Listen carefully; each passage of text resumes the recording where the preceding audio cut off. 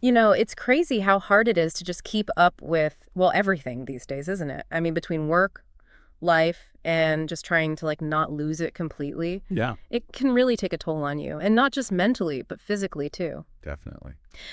That's why I thought we should take a deep dive today into two areas that I know you're super interested in. Right. First, we'll try to really get to the bottom of what meditation can actually do for our well-being. Okay. And then we'll tackle something that I think is on a lot of people's minds, how to prevent type 2 diabetes.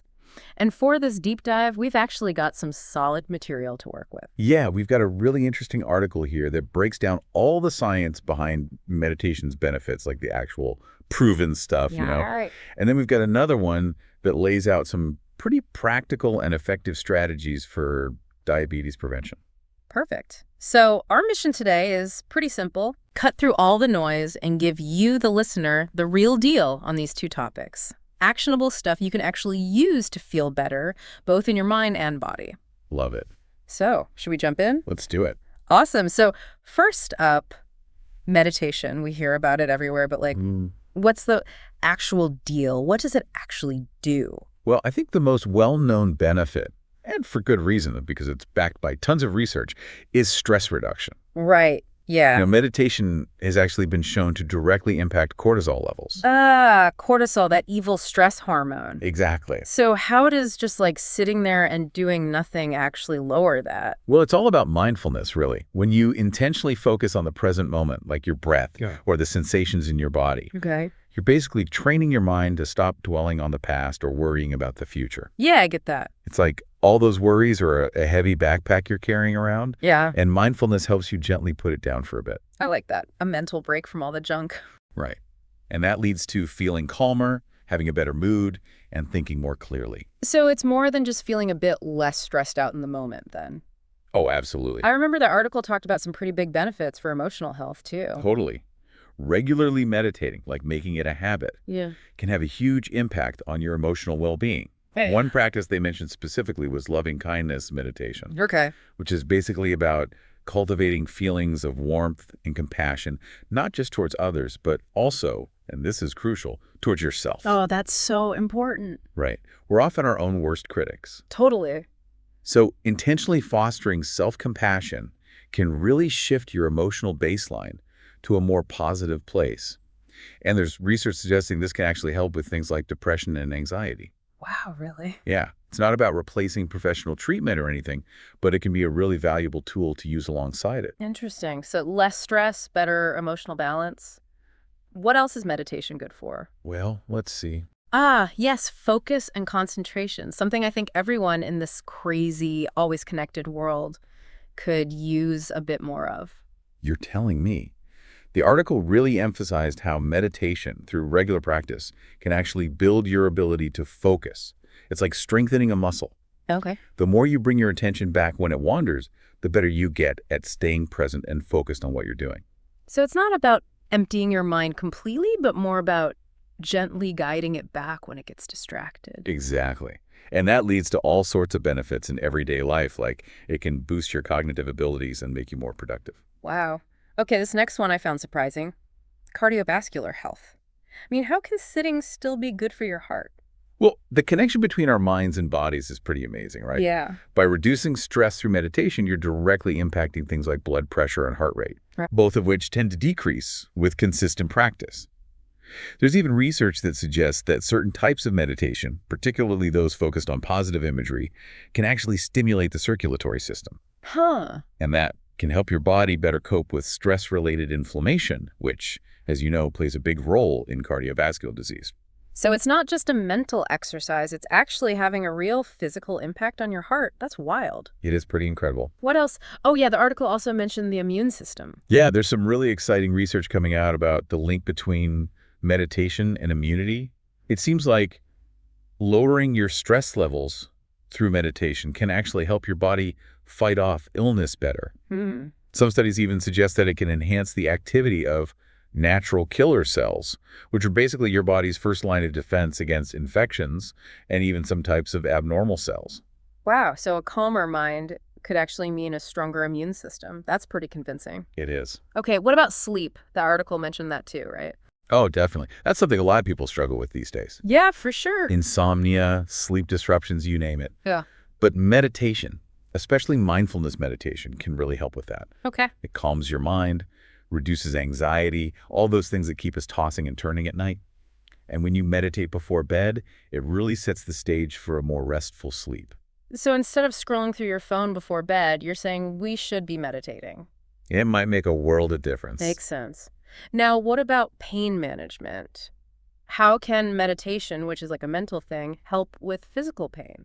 Well, it's about changing how we relate to pain. Mm. There are practices like body scan meditation, where you become more aware of your physical sensations without judging them or tensing up against them. Right. That increased awareness and acceptance can actually increase your pain tolerance and help you cope with discomfort better. Interesting. It's not about eliminating the pain entirely, but learning to observe it without being completely overwhelmed by it. I get it. Now, the big question, longevity. Does meditating regularly have anything to do with living longer? Well, the research suggests that all these benefits we've been talking about, reduced stress, better heart health, improved emotional well-being, they all contribute to a longer, healthier life. That makes sense. And meditation often leads to other healthy lifestyle choices. Yeah. It helps you build mental resilience, even a greater sense of purpose.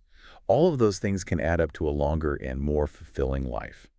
Okay, so for someone who's totally new to meditation, where should they start? The article gave some tips, right? Absolutely. And they're really simple and encouraging. Start with short sessions, like 5 or 10 minutes a day. Find a quiet spot where you won't be disturbed. Focus on your breath. It's a great anchor to bring you back to the present moment. Right. Don't worry if your mind wanders. It happens to everyone. Just gently bring it back to your breath. And if you need some extra guidance, there are tons of great apps and websites with guided meditations. Oh, cool. But the most important thing is to be consistent. Even short bursts of meditation, done regularly, will make a huge difference over time. That's great advice. Okay, let's move on to our second topic, preventing type 2 diabetes. Right? It's a huge problem worldwide, but the good news is that the research shows it's often preventable. Like, we can actually do things to lower our risk. Absolutely. And it's empowering to know that we have some control over this. Type 2 diabetes, which is the most common type, is largely linked to lifestyle factors that we can change. Exactly. So what are some of the key strategies for prevention? Well, the first one, and this is huge, is maintaining a healthy weight, Okay. particularly keeping that visceral fat, which is the fat around your organs, in check. Right. Because excess weight, especially that kind of fat, is a major contributor to insulin resistance. And remind me, what's insulin resistance again? So insulin is basically the key that lets glucose, which is sugar from your food, enter your cells to be used for energy. When you have insulin resistance, it's like the lock on your cells is getting rusty and the key doesn't work as well. So the glucose builds up in your blood, which isn't good. Maintaining a healthy weight helps your body use insulin more effectively and keeps your metabolism running smoothly. So even losing a little weight can make a difference. Oh yeah, even a small amount can have a big impact. The research shows that if you're overweight or obese, losing just 5 to 10% of your body weight can significantly improve your health. But the key is to make sustainable changes, focus on healthy eating habits and regular exercise, not crash diets or anything like that. Yeah, that makes sense. No quick fixes. Exactly. Okay, what about diet? What does a diabetes preventative diet look like? Well, it's all about keeping your blood sugar levels stable. Right. And the biggest thing is cutting back on processed foods and sugary drinks. Okay. They cause those rapid spikes in blood sugar that you really want to avoid. Instead, you want to focus on whole, unprocessed carbs, things like oats, brown rice, quinoa, whole wheat bread. Okay, so the good stuff. Exactly. Yeah. They're digested more slowly, so they give you sustained energy without those crazy sugar spikes. I see. And fiber is important too, right? Oh, huge. You want to load up on veggies, legumes like beans and lentils and fruit. Fiber not only helps regulate blood sugar, but it also keeps you feeling full, which can help with weight management. Right, double win. And another thing the article really stressed was cutting way back on sugary drinks and desserts. They're often loaded with hidden sugars and calories. You don't even realize how much sugar you're getting sometimes. Exactly. Okay, what about fat? Is all fat bad when it comes to diabetes? Not at all. You actually need healthy fats in your diet. Things like olive oil, nuts, seeds, avocado, those are all good.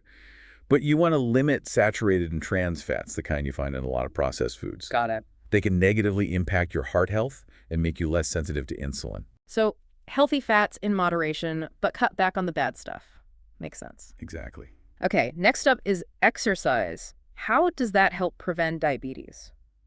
Well, exercise is a fantastic way to improve your insulin sensitivity and help your body regulate blood sugar. I see.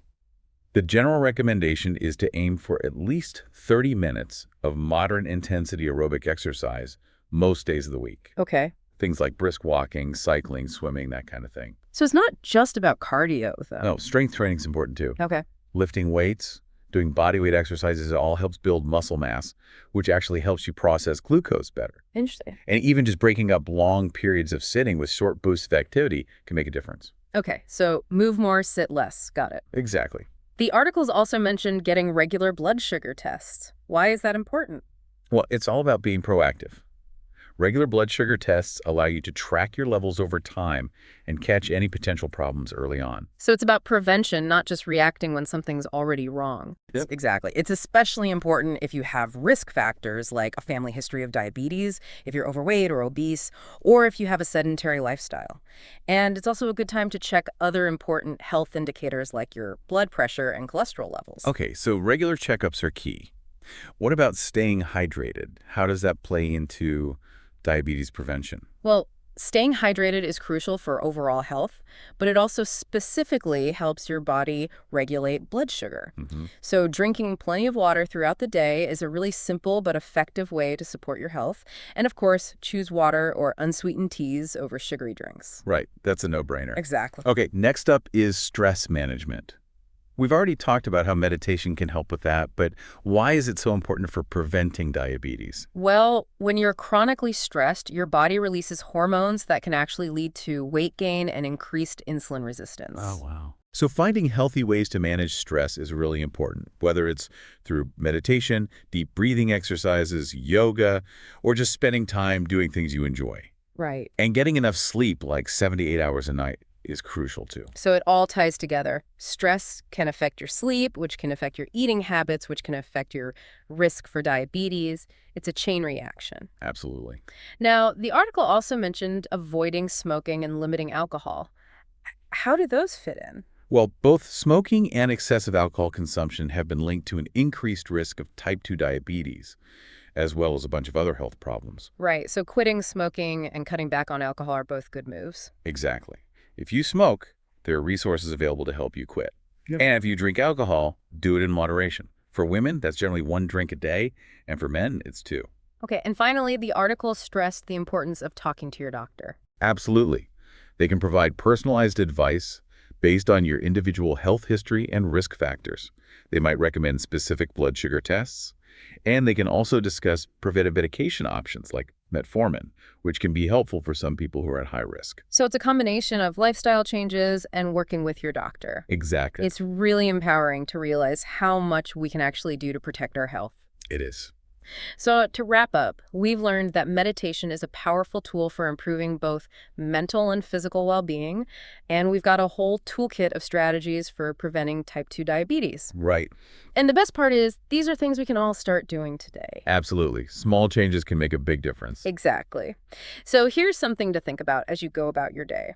What's one tiny step you could take today to move towards a healthier, happier you? Maybe it's trying a 5-minute meditation or choosing fruit over that sugary snack.